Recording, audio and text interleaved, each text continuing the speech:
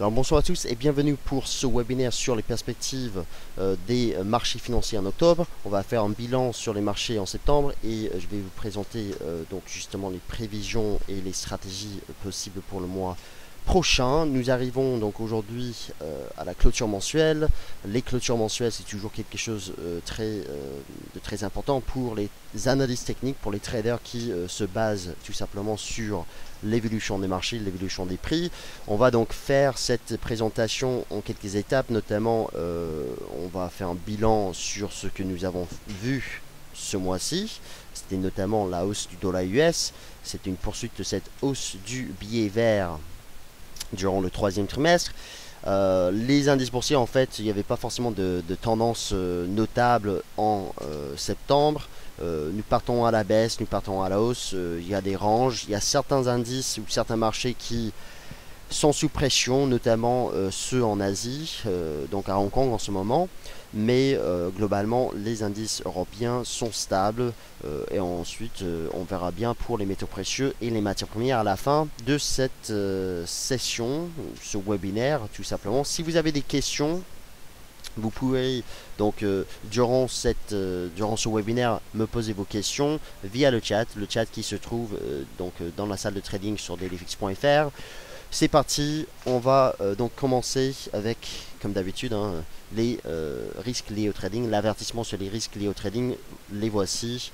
Donc les risques, vous devez donc être conscient des risques que vous avez lorsque vous tradez les devises et des produits CFD.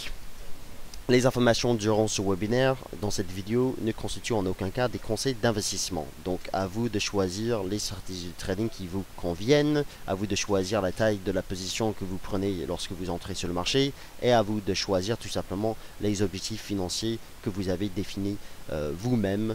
Et donc tout simplement, là, les informations ne constituent en aucun cas des conseils d'investissement. Alors, on va donc faire un bilan. Normalement, quand je fais des webinaires sur les bilans des marchés à la fin de chaque mois, c'est quelque chose que je fais depuis cet été. Eh bien, j'aime bien regarder les tendances, les performances relatives par exemple, des paires de devises ou bien des indices boursiers. Donc, on va faire cela. Et pour le faire, on va regardez via le site tradingview.com. C'est un site génial qui travaille avec FXCM. C'est un site en fait sur lequel vous pourrez également étudier justement des graphiques. Vous avez les cotations des devises, cotations des CFD également de FXCM sur cette plateforme en ligne qui est entièrement gratuite.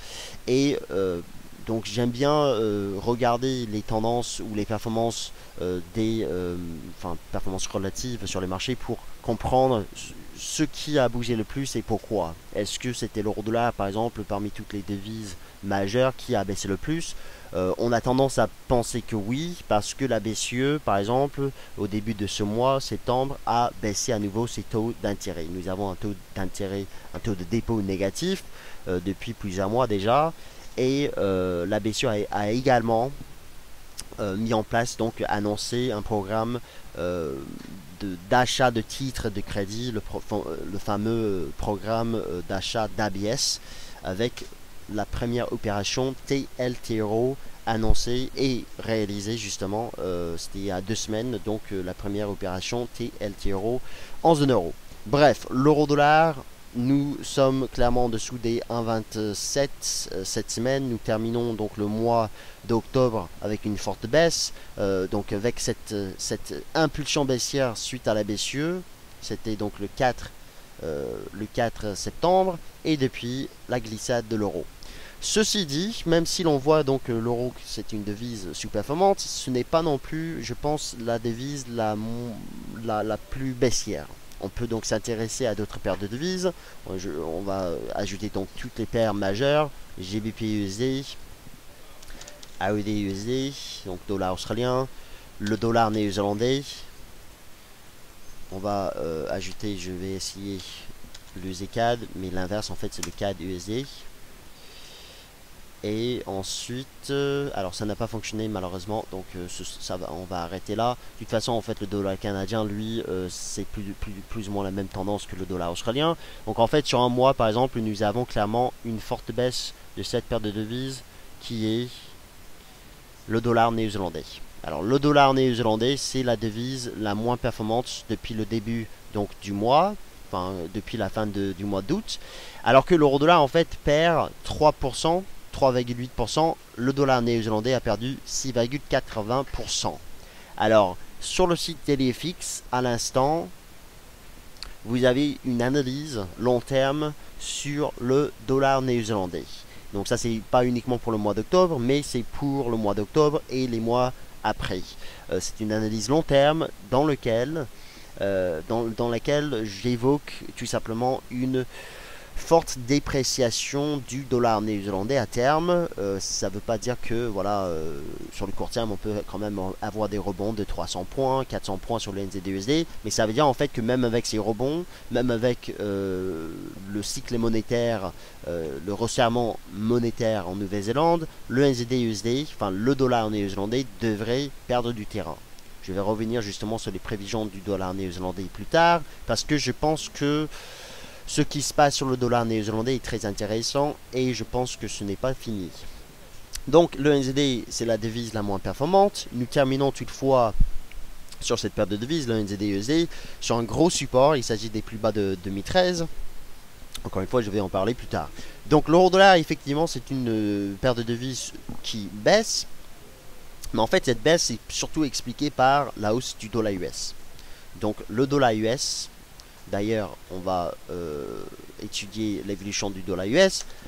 L'US dollar, donc le Dow Jones FXM US Dollar Index, depuis un mois, il gagne combien? Il gagne 3,70%. Et en fait, sur 3 mois, donc un trimestre, il gagne 6,4%. Donc ça, c'est en fait depuis le retournement en juillet, la hausse du billet vert, et l'accélération surtout en fait à partir du début du mois de septembre, l'accélération avec la BCE, donc la forte baisse de l'euro-dollar, la chute de l'AED-USD, la chute du NZD-USD également, qui n'est pas forcément dans cet indice, mais ça revient même. Bref, le dollar US c'était la devise gagnante durant le troisième trimestre, durant le mois de septembre également. Ça fait maintenant 11 semaines consécutives de hausse sur cet indice et peut-être c'est pas terminé.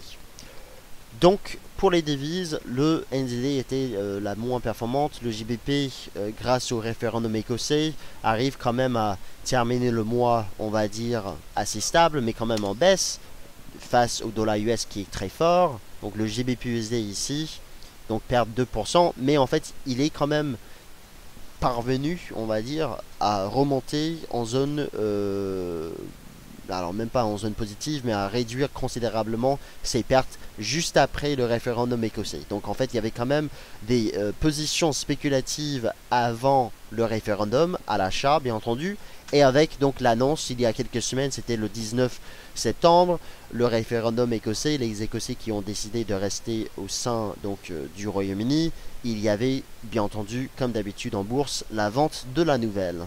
Donc le GBP-USD depuis, il est au milieu de ce range. Donc ici, on va dire le range, c'est entre les... C'est entre donc les 1,6050 et les 1,6520 à peu près. Donc nous terminons le mois en fait un petit peu sur une note hésitante, un peu en zone d'indécision globalement. Et c'est vrai que le GBP-USD en fait parmi toutes les devises majeures, c'est celle avec des perspectives incertaines sur le court terme, mais haussières sur le long terme. Concernant les indices boursiers, on peut s'intéresser notamment aux indices européens. C'est plus ou moins la même chose. Alors sur donc par exemple alors je vais mettre plutôt le GR30, excuse-moi, le GR30 c'est le CFD des FXM, le voilà. Donc sur un mois en fait le DAX il fait quoi? Il fait pas grand chose finalement. Il termine le mois là où il a commencé. Il est monté et ensuite il a rechuté. Donc c'est un mois on va dire flat. Il n'y a pas de tendance notable en septembre, mais on comprend très bien que on n'a pas réussi à maintenir justement les gains et on a tout effacé en quelques semaines également. Donc c'est la même chose pour le CAC 40, le FRAC 40 ici. qui résiste un petit peu mieux au DAX, mais c'est la même tendance, comme vous le voyez. D'autres indices, le FTSE 100. Alors le FTSE 100, c'est d'ailleurs une de mes convictions long terme sur le marché boursier. Je pense que le FTSE 100 en fait risque de baisser davantage. On verra bien pour un rebond dans ce premier temps, mais vous voyez en fait que le FTSE 100, lui, il sous-performe énormément en comparaison avec le CAC et le DAX. Donc lui, il perd 3% depuis le début du mois. Pour les indices US, le S&P 500 ou bien le Dow Jones, par exemple le US 30, c'est quasiment la même chose, indécision. Donc en fait les marchés boursiers en septembre, c'est un petit peu difficile d'établir des stratégies directionnelles parce que voilà en fait surtout les indices boursiers aux États-Unis, ces indices en fait n'ont pas de tendance. Il y avait des tendances. Et ensuite, on est entré dans une nouvelle dynamique dans la direction opposée, alors que les indices US, finalement, sont plutôt dans des ranges. Donc, difficile de dire ce qui se passera par la suite, mais on va revenir là-dessus plus tard durant ce webinaire.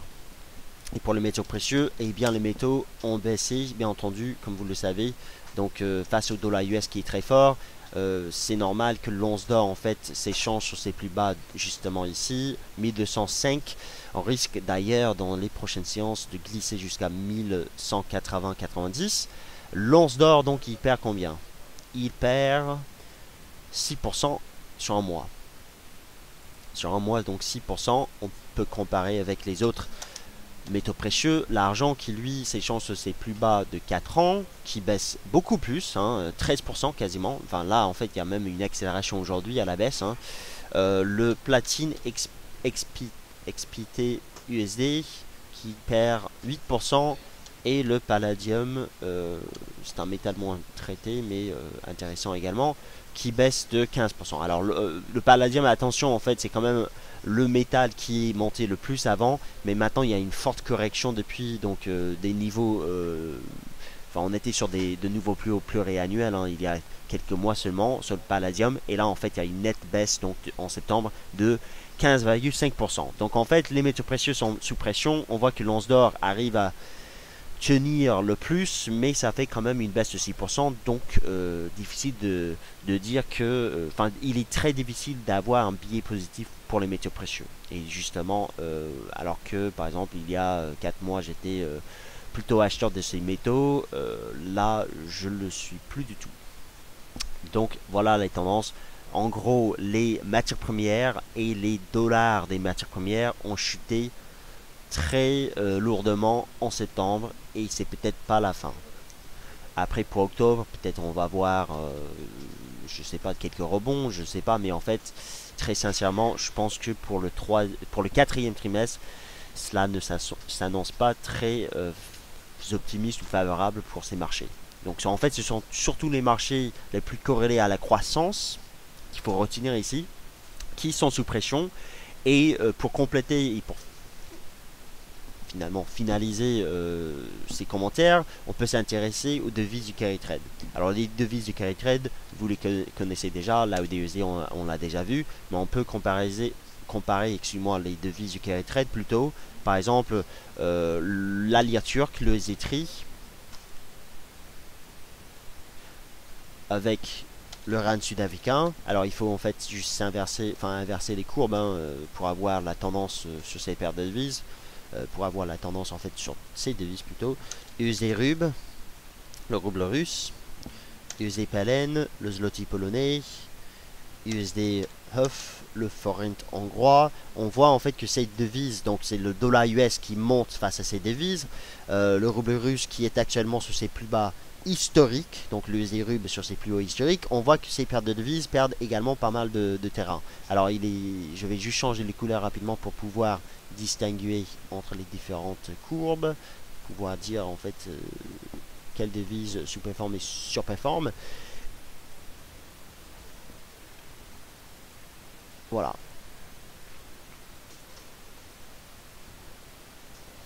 Choisir rouge, voilà.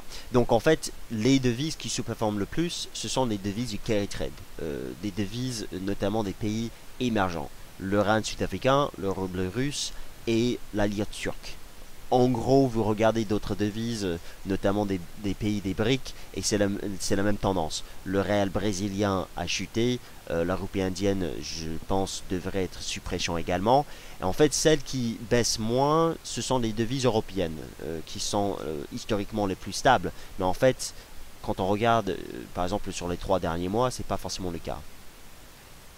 C'est pas forcément le cas en fait, à part du rouble russe, on voit que ces devises, donc le zloty polonais et le forint hongrois, durant le troisième trimestre, ont chuté beaucoup plus que le rand sud-africain et la lire turque qui perdent déjà du terrain depuis des années. Donc c'est vraiment le rouble russe d'ailleurs qui est en forte chute cette année. De toute façon, la nette dégradation des perspectives de croissance pour la Russie, avec bien entendu la crise en Ukraine qui a déclenché donc des prévisions baissières pour l'économie russe. Ça veut dire que le carry trade il est mort pour l'instant, c'est-à-dire il n'y a pas de demande pour les taux d'intérêt de ces devises, non plus pour le dollar australien, le dollar néo-zélandais. Ça veut dire en fait que vous avez des actifs corrélés à la croissance croissance mondiale qui baissent et qui pourraient baisser davantage. L'argent sur ses plus bas de 4 ans et demi, l'or qui pourrait éventuellement casser ses plus bas de 2013 pour retomber jusqu'à 1000 dollars. Ça s'annonce pas très bien pour les devises comme le dollar australien, dollar canadien et dollar néo-zélandais. Après, pour le mois d'octobre, peut-être on n'aura pas ces cassures, mais on verra bien. Alors, pour donc finir avec ce bilan pour le mois de septembre, je vous invite à découvrir en fait les dernières analyses qui devraient rester quand même d'actualité dans les semaines qui viennent, notamment celle sur l'once d'or que j'ai publié et qui sera republié dans nos prévisions trimestrielles qui vont sortir sur notre site la semaine prochaine. Les 5 raisons pour lesquelles l'once d'or pourrait chuter jusqu'aux 1000 dollars l'once. Alors cette analyse en fait, on va dire c'est un guide de route pour vous aider à comprendre pourquoi l'once d'or pourrait tout simplement casser éventuellement ses plus bas de 2013, soit les 1180 dollars l'once, et ensuite pourrait chuter jusqu'à 1000 dollars. Cette chute pourrait avoir lieu en octobre si l'on casse le support à 1180. Cette cassure pourrait avoir lieu bien entendu parce que le dollar US est haussier. Et la question ici pour le mois d'octobre, c'est est-ce que nous allons commencer le quatrième trimestre avec une consolidation, un ralentissement de la hausse du dollar américain sur le marché d'échange, ou est-ce que le mois d'octobre sera aussi volatile que le mois de septembre?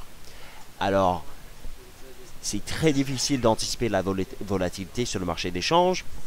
Actuellement, les indicateurs les indicateurs de volatilité, notamment la volatilité implicite sur le marché d'échange montent. C'est exactement ce que l'on voit sur le CVIX, le fameux CVIX, donc le Deutsche Bank Currency Volatility Index. Le CVIX ici, la courbe bleue qui monte donc au troisième trimestre avec la vive reprise du dollar américain. Donc les deux sont corrélés.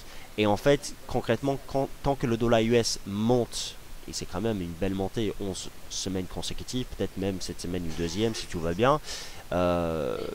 Globalement, cela va favoriser des stratégies de cassure, des stratégies de breakout avec la volatilité présente sur le marché d'échange.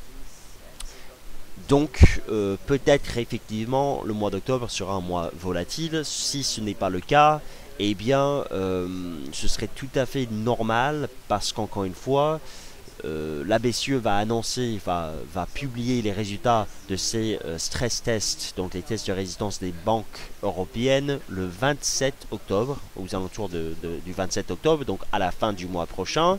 Avec la Fed également la même semaine, peut-être on aura une baisse de la volatilité sur le court terme et ensuite une vive hausse de cette volatilité avec des rendez-vous, les grands rendez-vous à la fin du mois prochain. Dans tous les cas, le dollar US il monte et il devrait monter davantage d'après ce que l'on voit déjà sur les graphiques, mais d'après l'analyse fondamentale également. C'était quelque chose qui qui avait été prévu, on va dire, à partir de ce niveau ici sur le dollar index. Nous sommes ici maintenant, c'est une vive hausse avec le rebond de la volatilité sur le marché d'échange. Globalement, les replis de dollar US et donc pour le mois prochain, les replis devraient être limités. Alors, ça ne veut pas dire que au niveau actuel, on pourrait acheter direct à 11 000 points, mais ça veut dire que globalement, il faudra encore en octobre, à mon sens, favoriser des stratégies d'achat du dollar américain, avec un objectif notamment pour le Dow Jones FXM US Dollar Index vers les 11 250 points, soit les sommets globalement de 2010 ici. Donc, s'il y a un repli vers les 11 000 points, peut-être même plus bas, 10 900, je ne sais pas exactement sur quel niveau, on ne sait jamais à l'avance, mais s'il y a un repli, ce sera probablement pour mieux acheter le dollar US. C'est pas la fin de la hausse sur le long terme. Et donc globalement je pense que l'on ira chercher les 11 250 points potentiellement durant le durant le quatrième trimestre plutôt, et peut-être même en octobre si tout va bien pour le dollar. Dans tous les cas, moi je pense que le marché est suracheté et on risque d'avoir une correction sur le court terme avant d'aller plus haut. On verra bien. Dans tous les cas, je resterai même avec une baisse de 2% sur le dollar index, fermement haussier sur cet indice. Pour l'euro-dollar, ça veut dire que l'euro-dollar risque effectivement cette semaine et au début du mois d'octobre de casser à la baisse les 1,26. Donc nous avons fait un point bas avant la fin du mois, un plus bas à 1,2570 aujourd'hui, suite aux mauvais chiffres de l'inflation en zone euro.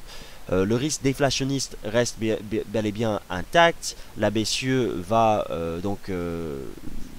bien entendu maintenir sa politique monétaire. Nous avons d'ailleurs le 2 octobre, donc jeudi, la BCE qui annoncera sa décision sur les taux d'intérêt. Cela risque d'être un non-événement, mais ça ne changera pas les perspectives pour l'euro-dollar. Donc si l'on clôture ce soir d'ailleurs sous les 1,27, déjà, ça vous montre à quel point eh bien, on pourrait baisser davantage.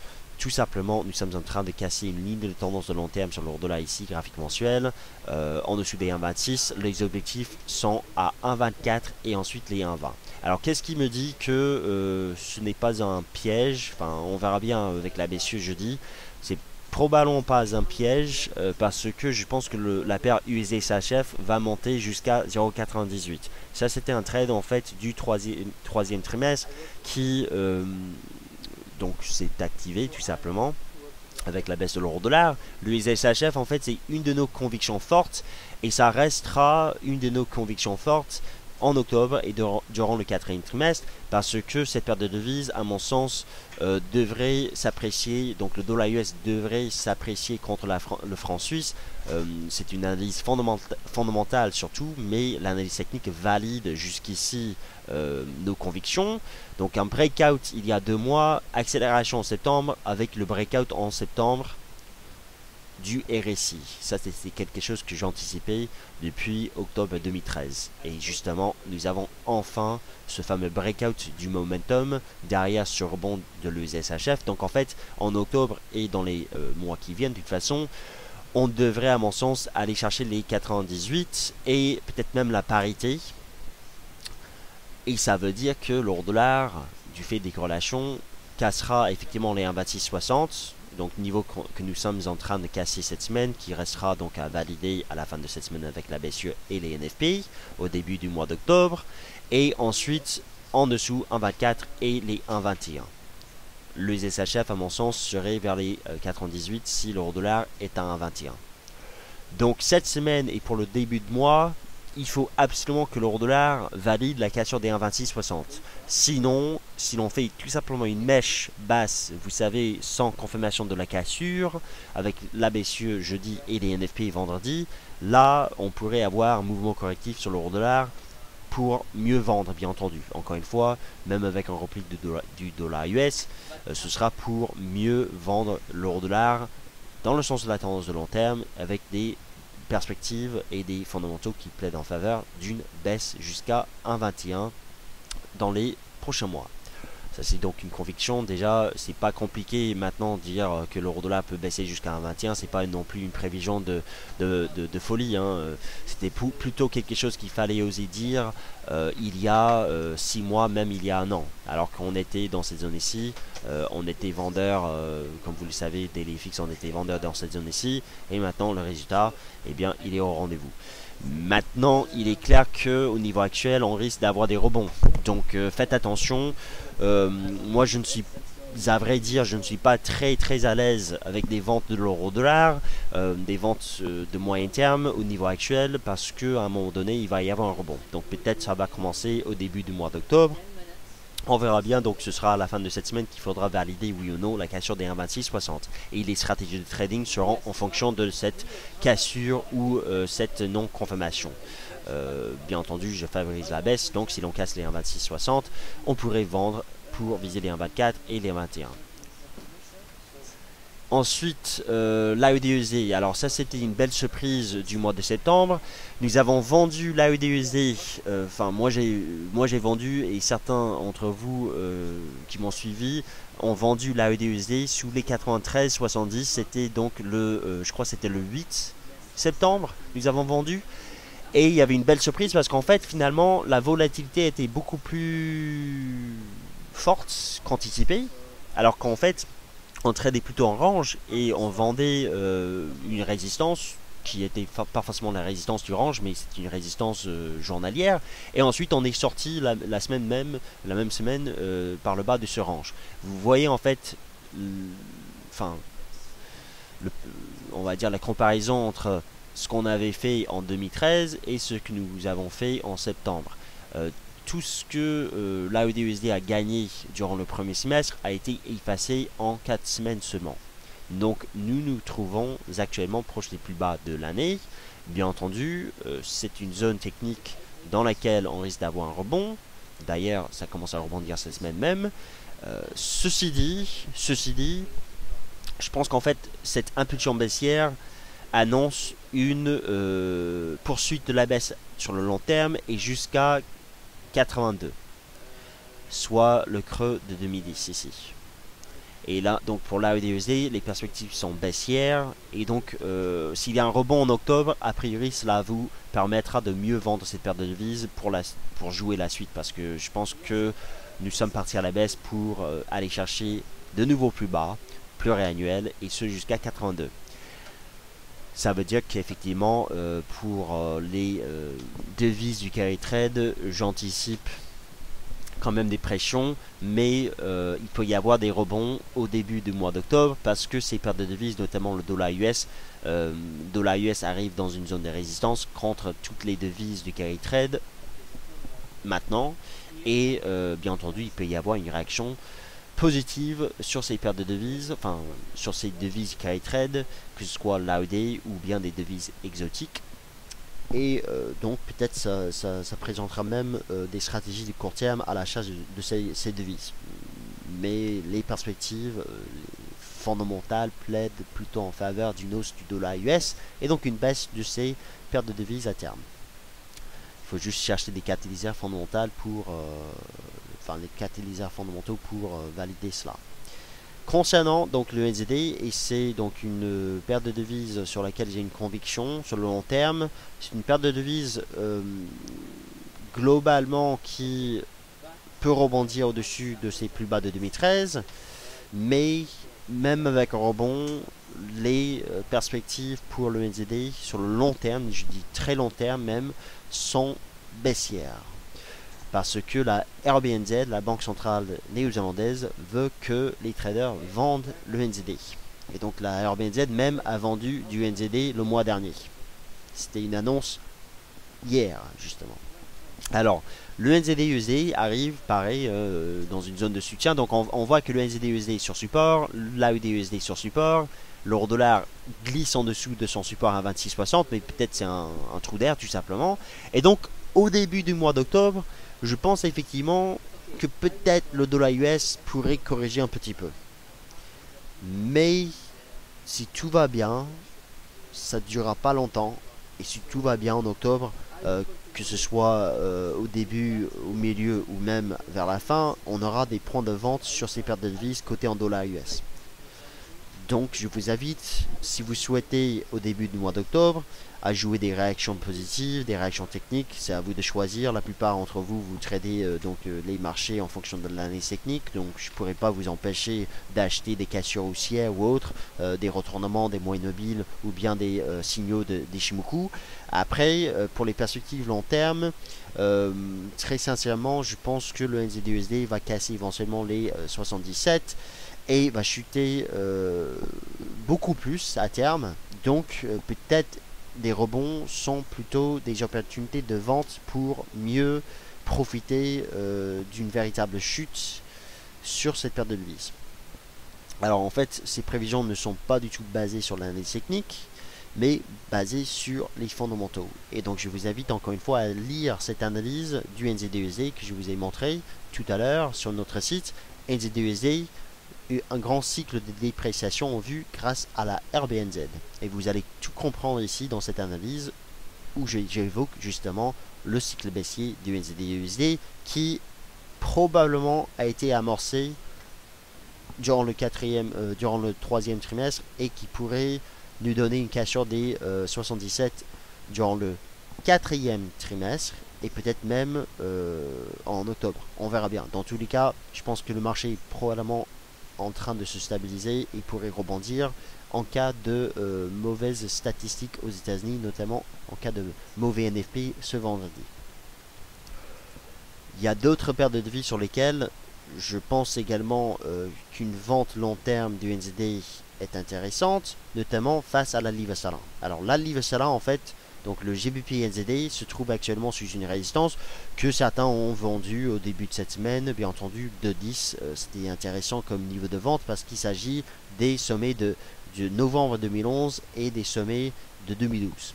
Donc forte résistance, le NZD-USD arrive donc dans des zones de soutien, mais je pense que le GBP NZD risque, après un repli, si ce repli est en octobre limité, le GBP NZD devrait, à mon sens, remonter et casser les 2,10 et ensuite on aura de fortes pressions sur le NZD durant le quatrième trimestre. Donc pour le mois d'octobre, moi personnellement, avec ces prévisions que moi j'ai en place et que je vais défendre dans les semaines qui viennent, voire même des mois, c'est quand même quelque chose que je défends depuis le mois de février même. Je vais plutôt choisir de profiter d'un repli en octobre pour mieux vendre le NZD-USD ou NZD, que ce soit NZD-USD ou GBP, acheter le GBP NZD. Donc pour l'instant, moi je pense que ces paires de devises vont, enfin cette paire de devises justement va monter davantage à terme. Après peut-être en octobre on aura une consolidation, mais cette consolidation pourrait, comme les derniers mois, vous présenter plutôt une entrée acheteuse avec un ratio risque-rendement intéressant. Dans tous les cas, ça c'est du très long terme. Après, si vous tradez en fonction de l'analyse technique, vous avez peut-être un niveau à 2-3 désormais à surveiller. Donc en cas de repli vers les 2-3, globalement, moi je resterai aussi sur cette paire de devises au-dessus des 2 NZD. Donc je maintiendrai quand même ces prévisions tant qu'on reste au-dessus de 2 NZD. Et en cas de baisse en dessous des 1,94, ce qui est quand même une forte baisse derrière, et bien on changera d'avis. Mais pour l'instant, je pense qu'on se dirige vers cette cassure des 2,10 que je guette depuis février d'ailleurs. Ça c'est donc une configuration ou bien c'est une configuration que j'apprécie particulièrement parce que l'analyse technique nous montre que le marché était baissier, mais le marché n'est plus baissier, il est plutôt neutre et il pourrait même avoir un retournement. Et l'analyse fondamentale, d'après moi, plaide en faveur de cette cassure des 2,10 parce que vous avez à la fois la livre sterling qui, sur le long terme, et c'est pas uniquement en octobre, devrait bénéficier des prévisions concernant la BE et donc les perspectives d'un relèvement des taux d'intérêt, et le NZD qui est vendu par sa banque centrale et la banque centrale néo-zélandaise prévoit une baisse de l'ordre de 15%, 20% sur le taux de change du NZD, ce qui nous donne des perspectives baissières pour le NZD-USD et GBP-NZD, enfin perspective haussière pour cette paire de devises sur le long terme. L'autre paire de devises sur laquelle je vais m'intéresser en octobre et qui pourrait vous intéresser, déjà c'est une paire de devises sur laquelle nous avons mis en place des stratégies d'achat en septembre, c'est le GBP-CHF. Alors je parle énormément de cette paire de devises parce que elle est très intéressante. Donc je cherche en fait des paires de devises pour l'instant, que ce soit sur le court terme ou même moyen terme, des paires de devises où l'on voit plutôt une divergence potentielle entre les politiques des banques centrales, et le GBP-CHF, ça représente une de ces paires de devises. Alors le GBP, encore une fois, je viens de commenter cette devise, et le CHF, par contre, c'est comme l'euro. Le CHF risque de se déprécier dans le temps parce que la BCE a une politique accommodante, politique monétaire accommodante avec un taux de dépôt négatif. Cela pourrait justement pousser la BNS à faire deux choses. Soit la BNS met en place un taux de dépôt négatif également, soit la BNS modifie le taux plancher de l'euro CHF, donc à la hausse bien entendu. Et dans ce cas-là, le franc suisse pourrait se déprécier fortement. Donc moi je suis plutôt à la recherche des opportunités d'achat sur des paires comme le GBP-CHF parce que c'est un arbitrage de banque centrale et j'aime bien en fait l'idée d'acheter le GBP-CHF. Or au niveau actuel, un achat me semble un petit peu risqué dans la mesure où le GBP-CHF il s'échange sur ses plus hauts et l'euro GBP teste ses plus bas de 2012. Donc le GBP-SHF actuellement il est au-dessus de ses plus hauts de 2012. L'euro GBP inversement corrélé, comme ce graphique vous le montre, arrive maintenant aujourd'hui à la fin du mois sur ses plus bas de 2012. Donc il pourrait y avoir un rebond de l'euro GBP et donc une correction baissière du GBP-CHF. Auquel cas on revient en dessous des 54,50, seuil que nous avons, enfin on va dire des 54 même, seuil que nous avons cassé à la hausse la semaine dernière. En cas de retour en dessous des 54, en effet ceux qui achètent au-dessus de ce niveau vont avoir peur, mais je pense que le rebond de l'euro GBP et donc le repli du GBP-SHF va nous permettre de mieux acheter la livre sterling derrière, si tout va bien. Dans tous les cas, ça, en fait, il s'agit de niveaux techniques, des zones techniques d'importance. Il faudra absolument que l'euro GBP avec la BCE jeudi casse son support, casse donc les 0,7750 on va dire, et que le GBP-SHF accélère à la hausse au-dessus de, je sais pas quel niveau exactement, mais au-dessus des 1,5550. D'après mon graphique ici, c'est 1,5572, le niveau a survécu en octobre, le niveau de Fibonacci ici, donc pris depuis le sommet de 2009 jusqu'au creux de 2011. Donc il faudra vraiment une nette accélération à la hausse sur le GBP-SHF en octobre, auquel cas très honnêtement, je pense qu'on va s'envoler dans les mois qui viennent, comme l'USSHF, on va s'envoler en direction des 1,60, 1,70 et 1,80 à terme. Donc ce sera un signal de trading à guetter, à surveiller et à confirmer en octobre, au-dessus des 1,55, surtout au-dessus des 1,55,70 avec la BCE jeudi. Croisons les doigts parce que si ça casse, on ira très vite à la hausse, je pense. Donc ça c'est un très beau trade, sinon si ça casse pas, bah, l'euro GBP ça rebondit, mais on sera toujours dans une dynamique baissière. D'ailleurs, il est, enfin aujourd'hui, je pense qu'on devrait fêter cela parce que l'année dernière, en juillet 2013, nous avons mis en place une stratégie de vente de très long terme sur le cours de l'euro GBP et l'objectif, en fait, l'objectif final, c'était les 0,7770. Et justement, nous y sommes aujourd'hui. Donc ça c'est objectif atteint, mise en place, donc cette stratégie mise en place ici sous une résistance de canal. C'était un trade fondamental avec l'analyse technique qui a validé justement le trade. Et maintenant on verra bien s'il y a un rebond qu'on pourrait vendre plus tard et donc acheter le GBP-SHF pour mieux profiter de ces directions, de ces devises qui devraient être alimentées par les divergences des politique des banques centrales. Pour les indices boursiers, très honnêtement, vu que le mois de septembre ne nous a pas forcément donné de nouvelles particulières au niveau de l'évolution des indices, il est un peu difficile de dire ce qui va se passer par la suite. Je pense que le CAC il peut baisser, il peut monter, il peut faire tout ce qu'il veut parce que il est au milieu de nulle part sur le graphique mensuel. Il peut monter pour tester les 4600 points encore une fois, il peut rebaisser vers les 4100 points comme cet été.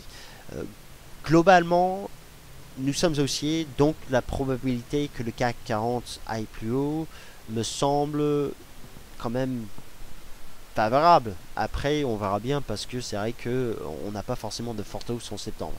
Donc c'est un mois boursier d'hésitation. Le mois d'octobre, ce sera pas forcément un mois très évident parce que je pense que le CAC 40, vu sa dépendance des banques, enfin des valeurs bancaires, va évoluer probablement dans un range ou quelque chose comme cela avant les stress tests de la BCE. À moins d'avoir des spéculations vis-à-vis de ces stress tests avant même les résultats, eh bien le CAC 40 pourrait tout simplement s'échanger dans un range. Le risque pour le CAC, dans tous les cas, en octobre, c'est vers la fin du mois.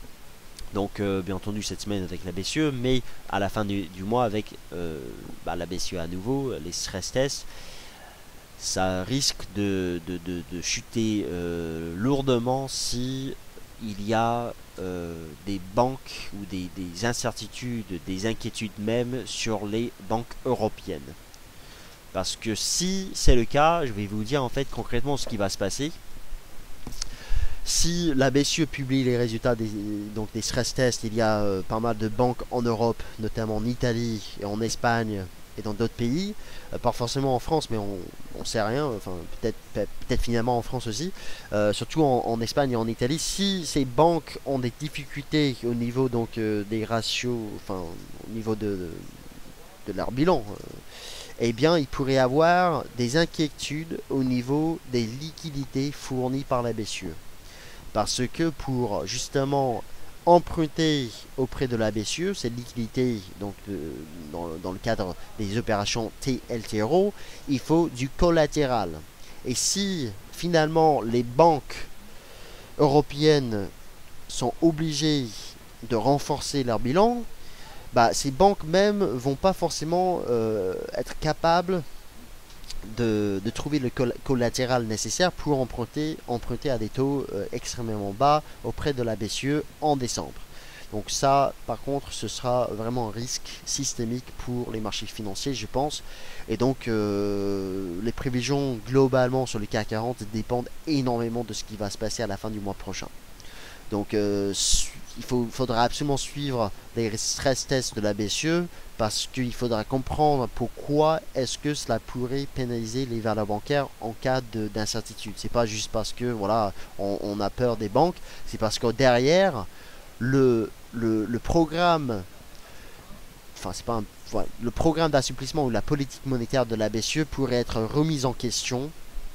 La politique de la BCE qui dépend justement de la demande des banques pour les liquidités quasiment gratuites, enfin taux faible de la BCE, donc pour les pour les années qui viennent justement.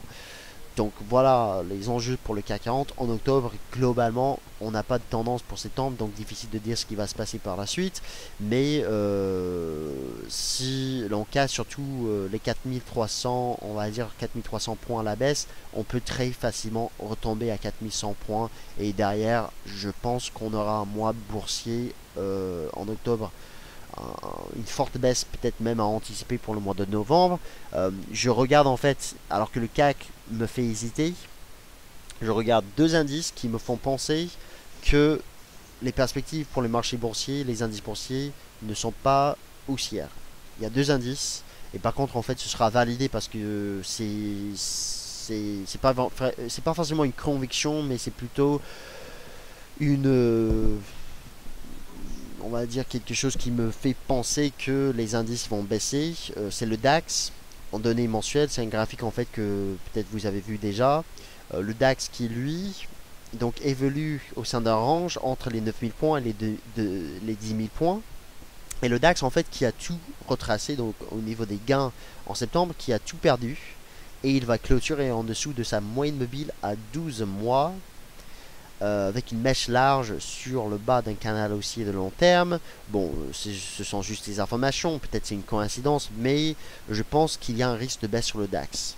Et justement, ce risque de baisse, c'est indiqué par le RSI qui, lui, montre une divergence baissière mensuelle, déjà validée il y a 4 mois, et un risque de retomber à 9000 points. Donc pour le CAC, ce sera 4100 points. Et ensuite, si l'on baisse jusqu'à 9000 points, je pense qu'avec cette configuration, si cette baisse est expliquée par justement des craintes liées aux banques européennes, on pourrait casser les 9000 points pour rechuter jusqu'à 7550 points. D'où la raison pour laquelle, entre la hausse et la baisse sur le CAC 40, peut-être je suis un petit peu indécis au niveau du trading, mais j'ai plutôt l'impression que d'autres indices comme le DAX et également le FTSE 100 pourraient baisser davantage. D'où la raison pour laquelle je pense peut-être si vous comptez acheter le CAC 40 ou d'autres indices en octobre, faites attention quand même. Parce que le FTSE 100, lui, j'adore ce qu'il fait au niveau au niveau de l'analyse technique. Lui, en fait, c'est un indice, on le sait déjà, il sous-performe. Et il casse en cours de clôture mensuelle, on va dire, parce que bon, il est 19h, il nous reste quelques heures avant la clôture mensuelle sur le CFD UK 100, mais je pense que cette cassure, elle est validée déjà. Nous terminons donc le mois en dessous de la moyenne mobile à 12 mois, pour la première fois depuis longtemps, et cette moyenne mobile était un support depuis l'été 2012.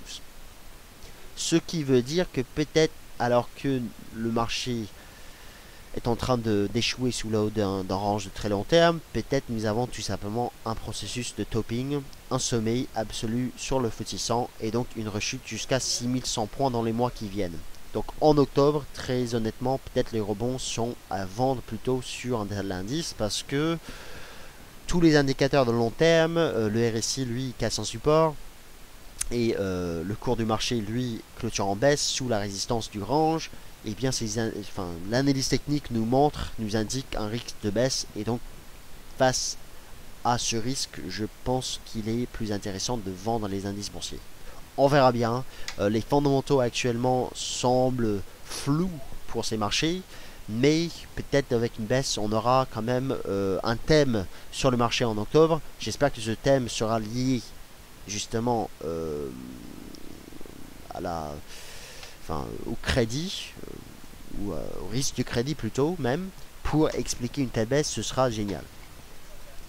Il y a d'autres indices qui se trouvent dans des zones de résistance. L'IBEX 35, indice espagnol, lui, c'est quand même une zone sous laquelle on pourrait corriger à nouveau. Donc cet indice est également sous résistance technique. Pour les marchés US, il faudra quand même que le S&P 500 corrige beaucoup plus pour que l'on puisse parler d'un retournement, ou même pour que l'on puisse spéculer sur un retournement de cet indice. Cet indice, il est clairement haussier. Il arrivera en fait en cas de poursuite de cette consolidation vers un support qui se situe à 1946, on va dire même 50 points.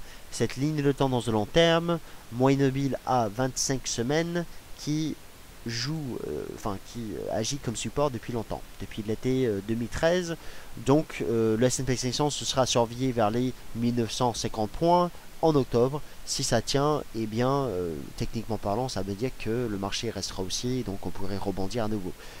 Je trouve que il n'y a pas forcément de configuration technique qui plaide actuellement en faveur ou qui laisse spéculer sur une baisse du S&P 500, mais forcément si ça se passe mal avec des stress tests de la BCE, enfin des banques européennes plutôt, les indices américains pourraient corriger également. Alors la seule chose au niveau des fondamentaux qui pourrait éventuellement engendrer une baisse finalement des indices américains, soit un événement géopolitique qui est complètement impossible de prévoir, bien entendu, soit la sortie complète du programme d'assouplissement de la Fed qui sera quelque part soit en octobre, moi je pense plutôt décembre, mais voilà, une fois que la Fed arrête de soutenir les marchés avec son programme d'assouplissement, peut-être on va avoir une période de faiblesse sur ces marchés boursiers. Dans tous les cas, si vous souhaitez vendre les indices boursiers, bien entendu, ceux qui présentent les meilleures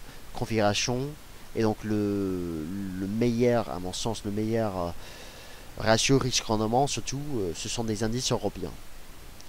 Et je vois en fait justement le risque fondamental sur ces marchés. Donc pour les indices US, c'est pas peut-être ce sont pas forcément les meilleurs marchés à vendre, on va dire.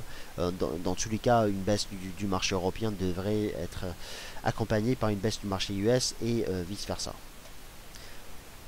Enfin, pour les métaux précieux, on va faire donc quelques commentaires dessus. C'est pas très compliqué parce que la tendance est clairement baissière. L'once d'or donc risque de casser les 1180. Je ne sais pas si cela arrivera forcément en octobre, mais cela arrivera un jour ou l'autre. Alors l'once d'or, pourquoi est-ce que l'once d'or risque de casser son support? D'ailleurs, en fait, il est sur donc un support hebdomadaire quasiment, mais bon, on va parler plutôt des 1180, 1200. 1200. Le dollar US progresse vers de nouveaux plus hauts de 4 ans. Le dollar US risque d'aller chercher les 11 200 points. Nous l'avons dit cela au début de ce webinaire. Et donc, l'once d'or risque de casser, bien entendu, ses plus bas de 2013 pour faire de nouveaux plus bas de 4 ans, comme l'argent l'a déjà fait. Donc, les perspectives pour l'once d'or sont peu optimistes. C'est que je dis depuis le début du mois, parce que nous avons enfin cassé cette ligne ces lignes de tendance haussière de très long terme, et donc peut-être c'était un signal de baisse avec une validation bien entendu en cas de en cas d'une nouvelle extension baissière en dessous des 1180, auquel cas on pourrait chuter jusqu'à 1000 $, voire même un petit peu en dessous durant le quatrième trimestre. Donc surveiller en gros sur l'once d'or une cassure des 1180, surtout en octobre, pour valider une forte chute sur le métaux précieux. Je pense que là, en fait, il y a réellement un risque de baisse. Et donc, je serai nullement acheteur de l'once d'or en octobre. Le mieux, c'est probablement de vendre les rebonds. Et en fait, vendre les rebonds à proximité, concrètement, de cette ligne de tendance baissière, qui vous donne donc un bon timing, qui se situe à l'heure actuelle vers les 1280. Donc nous sommes à 1208. 1280, c'est quand même pour quelqu'un qui prend trop de levier une évolution énorme.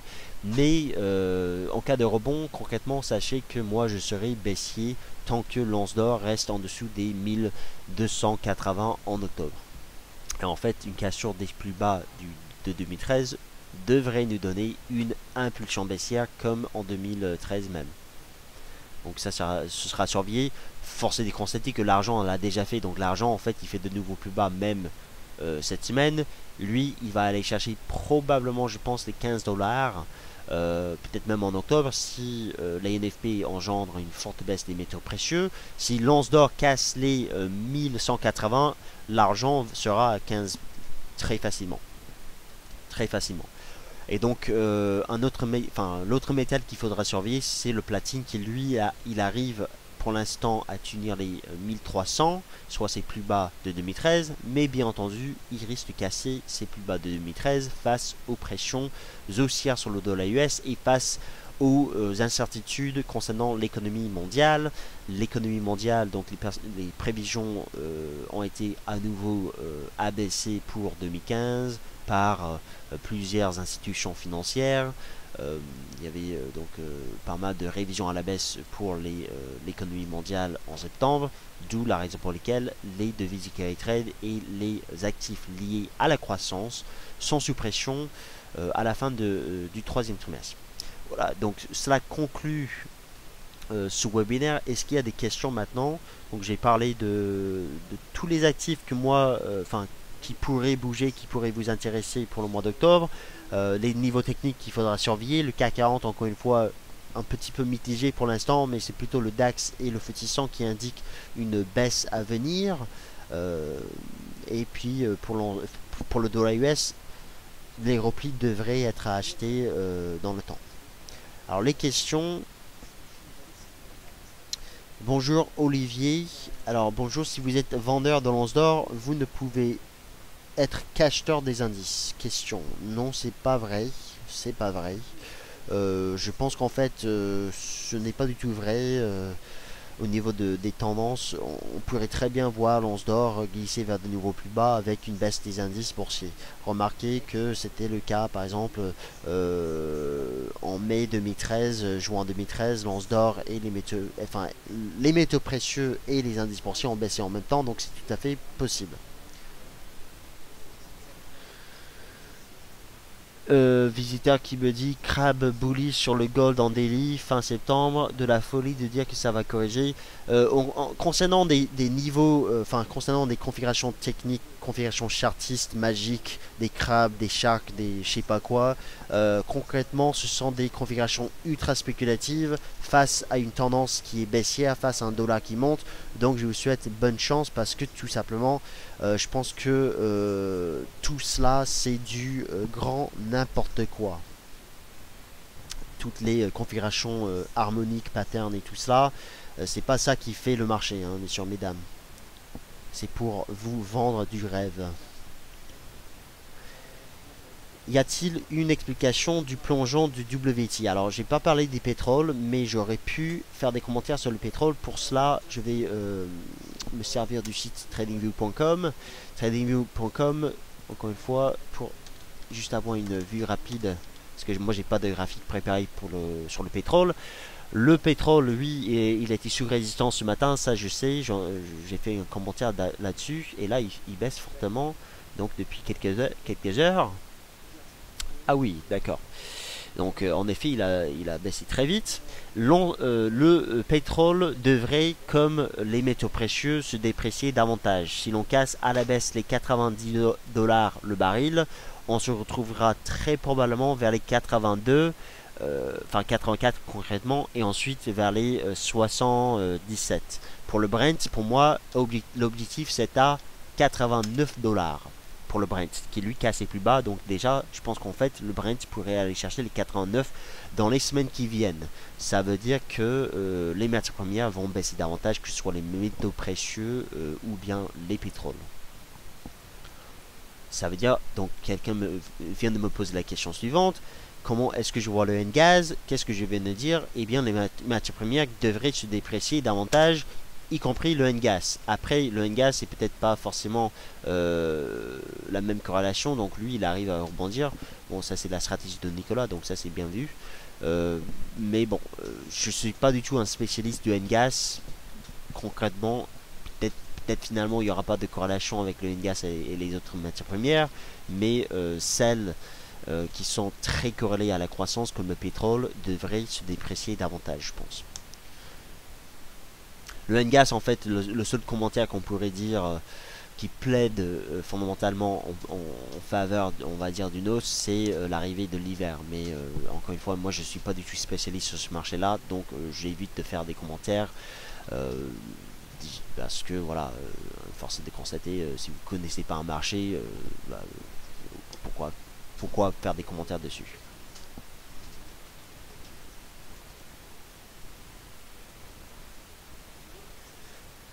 Visiteur qui me dit, ligne de tendance en weekly touchée sur gold, ça peut plus descendre, trop de paramètres plaident en faveur d'une correction. Encore une fois, bonne chance si vous comptez jouer à une correction sur les métaux précieux. Surtout, regardez l'argent, il est en dessous de ses plus bas de 2013. L'or, il résiste un peu mieux, mais si le dollar US reste haussier, si le dollar US, le FXM Dow Jones US Dollar Index reste au-dessus des 11 000 points, l'once d'or, il cassera. Hein. N'ayez pas peur, l'once d'or, il cassera. Donc si le Dow Jones FXM Dollar Index reste au-dessus des 11 000 points en octobre, votre correction sur l'once d'or sera de courte durée. Et donc très sincèrement, je vous souhaite bonne chance, même si ça corrige en fait sur le dollar, l'once d'or n'ira pas bien haut à terme. comme quelqu'un vient de me dire, trend is your friend, effectivement, surtout face à une augmentation de la volatilité. C'est vrai qu'en fait, au début de cette année, on pouvait jouer des écarts, des corrections et tout cela. Ça a fonctionné, hein, des stratégies de trading dans des ranges. Lance d'or, par exemple, on pouvait, il y avait des périodes où on achetait, il y avait des périodes où on vendait. Maintenant que la volatilité augmente depuis 3 mois, ces stratégies de trading dans des ranges, à part des indices boursiers, ces stratégies ne fonctionnent plus du tout, hein. Donc il faut quand même vous rendre compte que peut-être finalement ce qu'on a fait durant le troisième trimestre, c'est pour commencer réellement quelque chose beaucoup plus profond sur le marché des changes. Visiteur bonjour, qui me dit le suivant: les stress tests. Alors les stress tests, donc comment dire, les stress tests peuvent être maquillés pour faire croire encore et encore que la solidité du système bancaire, croire à la solidité du système bancaire. Moi je pense que ce sera énormément risqué pour la BCE de jouer avec justement sa réputation, hein, et dans tous les cas le stress test c'est également mené par des institutions indépendantes, donc il y a peu de chances que ces stress tests soient réellement maquillés. Après on va vous faire croire bien entendu à la télévision que oui effectivement je sais pas quelle banque française c'est du grand n'importe quoi parce qu'ils ont je sais pas quoi comme bilan. Mais c'est toujours le cas, hein. Donc il y aura toujours en fait des gens qui vont dire cela, mais les stress tests ne seront pas maquillés. C'est pas possible qu'une banque centrale maquille des stress tests pour duper tout le monde, hein.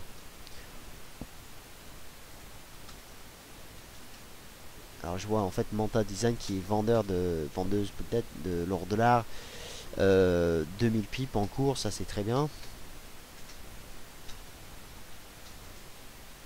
Alors, Bra qui indique quelque chose d'intéressant. Donc, le S&P 500 a cassé les 50 de RSI.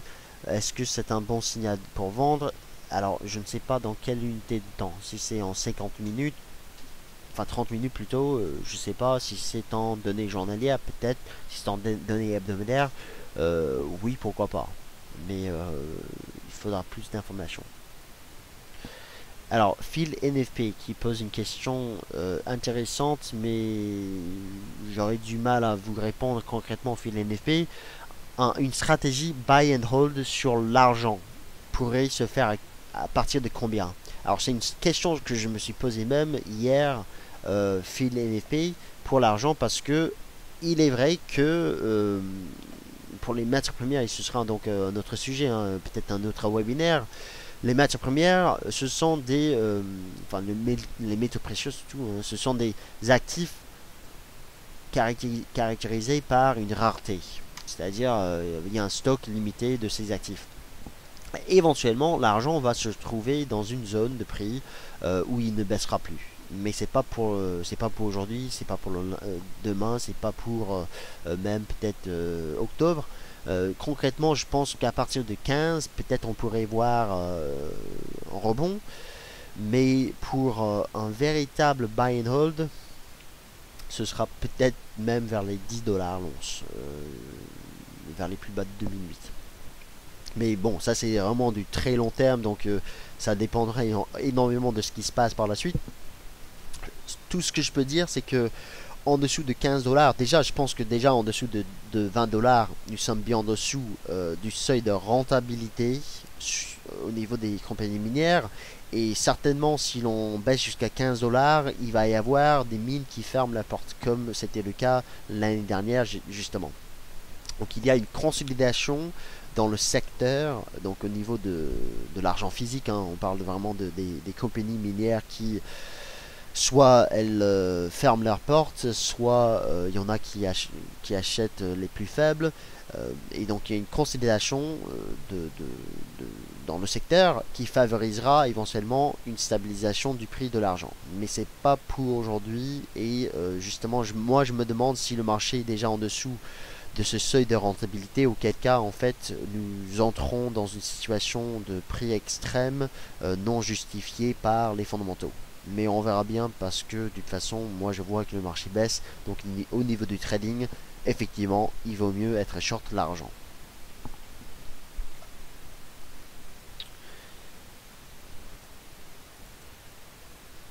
Alors quelqu'un me demande, PhilNFP me demande donc le Fibonacci c'est pour nous vendre du rêve. En fait, ce qui est vendu comme des rêves, c'est de croire que l'analyse technique c'est la seule chose dont vous avez besoin pour trader réellement les marchés, pour prévoir les marchés et autres. Donc je reste énormément sceptique de l'utilisation de l'analyse technique pour prévoir les marchés. Ça valide des signaux de trading. Effectivement, c'est un outil très intéressant pour nous donner justement un billet sur le marché.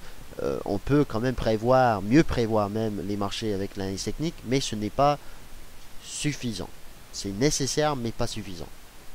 D'où la raison pour laquelle, moi, quand j'entends quelqu'un qui dit ouais, il y a un crabe sur le lance d'or ou quelque chose comme cela, j'ai du mal à croire que c'est du sérieux.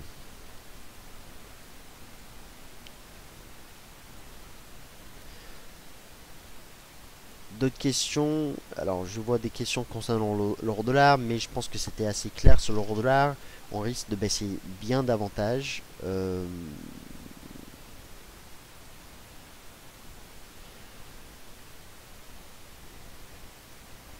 Quelqu'un qui me dit que le câble est dans un biseau descendant.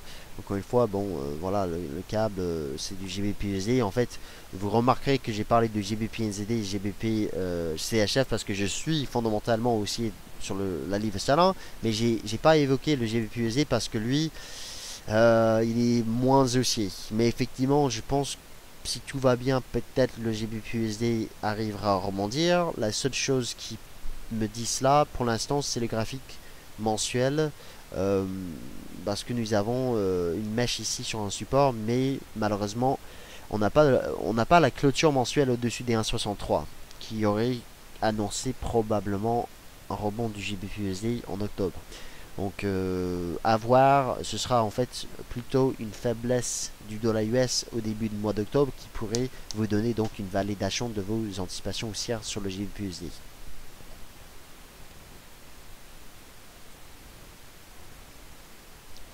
Est-ce que je crains un crack en octobre? euh, J'éviterai de dire le mot crack, de qualifier une baisse des marchés comme crack, mais une correction, oui. Je pense qu'en fait, il y a plusieurs indicateurs techniques sur le DAX par exemple et le FTSE 100 qui laissent penser, qui me poussent à croire que en cas de déception en octobre, eh bien il pourrait y avoir une forte baisse sur ces marchés durant le quatrième trimestre. Après, pour un crack boursier, je ne sais pas pour cela. C'est quand même, ce sont des événements rares, hein, des phénomènes tout à fait rares, donc difficile de prévoir vraiment le crack. Mais c'est vrai qu'une forte baisse comme celle, par exemple, en juillet, lorsque j'avais évoqué justement le scénario du crack sur le DAX, pourrait être à étudier à nouveau en octobre.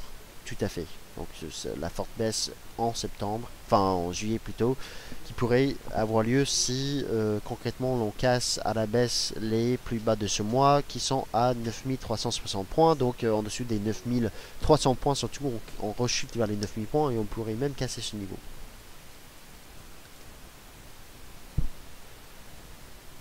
Alors, question intéressante. À mon avis, quel sera le top 3 des devises les plus fortes pour octobre? Waouh. Alors, devises majeures ou devises, toutes les devises, enfin, il faudra être un peu plus précis. Alors, pour le mois d'octobre, je dirais que peut-être la livre sterling pourrait être une devise forte, donc parmi les top 3. Mais en fait, celle qui pourrait rebondir le plus sur le court terme, on vient de voir, hein, donc quand on reprend les graphiques, celle qui pourrait rebondir sur le plus, enfin le plus, et donc présenter le meilleur rendement à l'achat, ce sont les devises du carry trade qui baissent, qui ont baissé le plus. Donc le NZD-USD, l'AUD-USD, je vous rappelle, le NZD-USD, il est quand même sur un niveau clé ici. Donc s'il y a un rebond de cette devise, peut-être ces devises même vont rebondir plus que leurs homologues par exemple. Encore une fois, il y a des arbitrages, hein, vous regardez le GBP NZD, qui lui est en train de corriger un petit peu sous une résistance de long terme de 10, bah ça montre en fait que en cas de, par exemple, en cas de rebond des paires en dollars, le NZD pourrait monter beaucoup plus que le GBP. Donc le top 3 pourrait être bien entendu les devises qui étaient les plus baissières en septembre. Donc top 3 qui pourrait être donc le NZD USD, enfin le NZD, l'AED, je sais pas pour le CAD, l'euro dollar, en fait l'euro comme devise, je pense risque d'être un peu quand même sous pression avant les stress tests donc de la BCE à la fin du mois, d'où la raison pour laquelle c'est probablement une devise qui va continuer à sous-performer face à d'autres devises, mais surtout face au dollar. Hein. C'est difficile de répondre à une telle question. En fait, ça aurait été beaucoup plus facile il y a un mois, 2 mois. Maintenant, force est de constater que le dollar US reste quand même une devise puissante et donc pourrait être aussi peut-être finalement, encore une fois, la devise la plus puissante en octobre. Ça dépend énormément de ce qui va se passer avec la BCE jeudi et les NFP vendredi. Énormément. D'où la raison pour laquelle la situation peut changer radicalement comme cela en quelques heures seulement avec 2 annonces cette semaine même.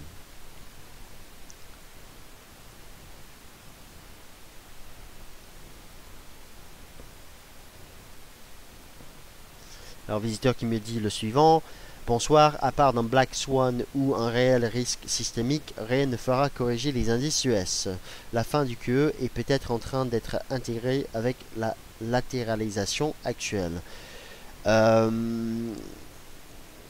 Je pense que ce commentaire est très risqué.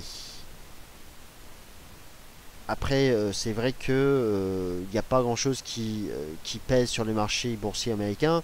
Par contre, dire que il n'y a rien qui fera corriger les indices US, ça, c'est un commentaire qui me montre, enfin après c'est une personne, mais c'est quand même caractéristique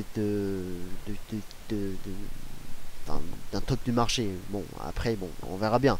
C'est comme si l'on était à 500 points sur le S&P 500, vous me direz, rien ne fera monter le S&P 500. Alors que peut-être finalement, bah, le S&P 500 monte et fait un point bas. C'est la même chose. Donc pour moi, en fait, il y a quand même des choses qui peuvent faire baisser le marché US. Après, il en faudra beaucoup plus que sur le marché européen. D'où la raison pour laquelle je préfère en fait shorter les indices européens s'il faut shorter un indice parce que il y a beaucoup plus de risques en zone euro qu'aux États-Unis. Ça c'est sûr. Donc je suis d'accord avec vous. Après pour la fin du QE, le marché est peut-être en train d'intégrer justement la fin du QE. Là en fait on sait depuis longtemps que le QE va arrêter. Mais en fait ce qui, historiquement, vous regardez le QE 1 et 2, en fait, il fallait quelques mois après la fin de chaque programme d'assouplissement pour que le marché commence à baisser réellement. Donc, je dirais attention parce que ce sera a priori, selon l'histoire des QE aux États-Unis, après décembre qu'on aura potentiellement les corrections si on fait la même chose qu'en 2010 et en 2011.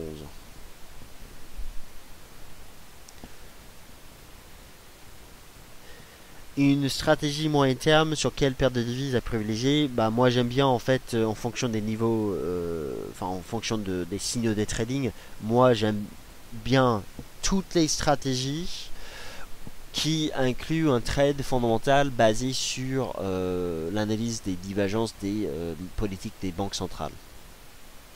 Donc GBP NZD, GBP CHF, Euro GBP, Euro dollar, il y a quoi d'autre, Euro dollar, USD CHF, il y a quoi d'autre, les devises, également les devises scandinaves qui sont pas mal, même chose hein, d'ailleurs c'était quand même des devises qui se sont dépréciées pas mal durant le troisième trimestre.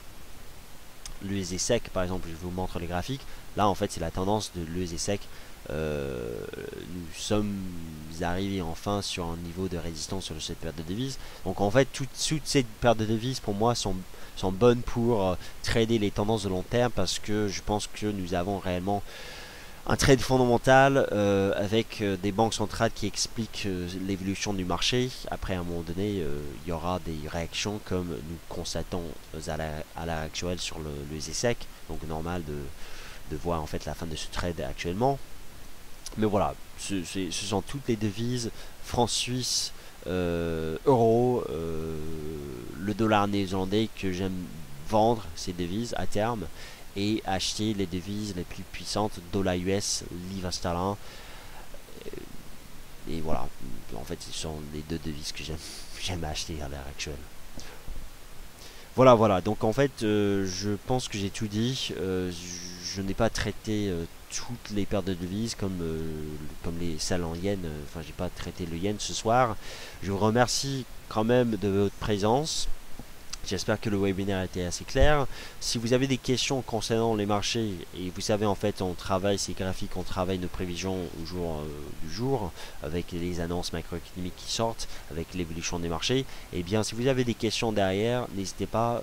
Moi, je vais faire donc un webinaire demain matin 9 à 15, l'émission Good Morning CAC 40. Vous pourrez donc me poser vos questions. On fera le suivi de marché sur le court terme pour détecter des stratégies de trading. Sinon, vous avez toujours la possibilité de me contacter via le forum d'Edifix ou via mon compte Twitter également. Sur ce, je vous souhaite une bonne soirée. Merci énormément de votre présence et on se retrouve bientôt sur dedifix.fr.